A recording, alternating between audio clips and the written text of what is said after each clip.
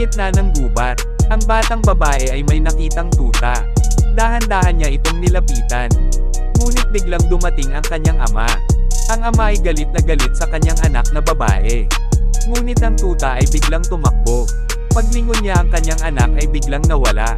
Nataranta ang ama ng batang babae. At sinundan ito kung saan napunta ang kanyang anak. Tiningnan niya ang kanyang relo. Pagtingin sa araw malapit nang mawala, dinali niyang puntahan ang bata, ngunit nakita niya na nagsimula nang gumalaw ang halimaw na halaman. Nang makita niya ang kanyang anak na babae, nang tumalikod ito sa kanya at nakita ang kanyang ama. Dali-dali itong kinuha ng kanyang ama, at binuhat ito at dali-daling tumakbo palayo. Sumunod naman ang mga galami ng halimaw na halaman sa kanila. Dahil mabilis humaba ang mga galami ng halimaw na halaman, madali lang sila nitong maabotan. Kaya mabilis na tumakbo ang ama ng batang babae kahit na kinakarga niya ang kanyang anak.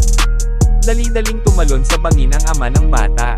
Buti na lang nahulog sila sa malaking sanga ng kahoy. Tiningnan niya ang galami ng halimaw na halaman, buti na lang hindi na ito nakasunod sa kanila.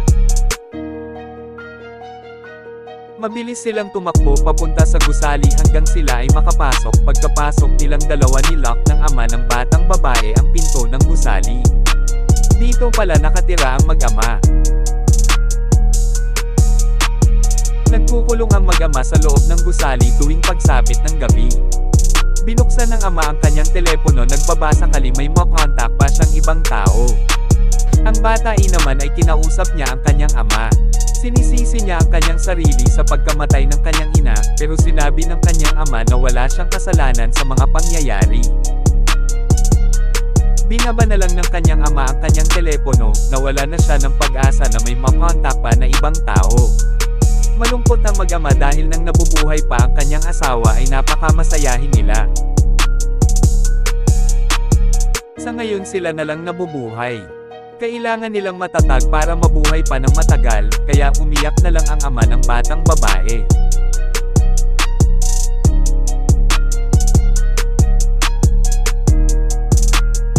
Niyakap ng ama ang kanyang anak na babae.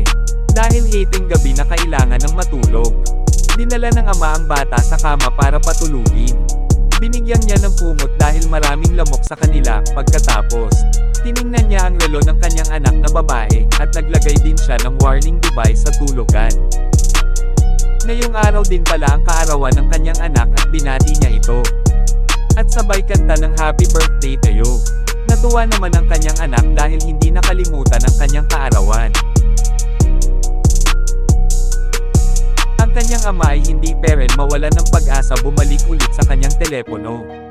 Nagbaba sakali may makakontak sa kanila, habang ang kanyang anak ay natutulog ng mahimbing. Hindi na malaya ng ama ng batang babae na siya ay enkatulog na. Ang halimaw na halaman naman ay unti-unting sumasalakay na sa kanila. Habang natutulog ang ama ng batang babae, napanaginipan naman niya ang kanyang asawa.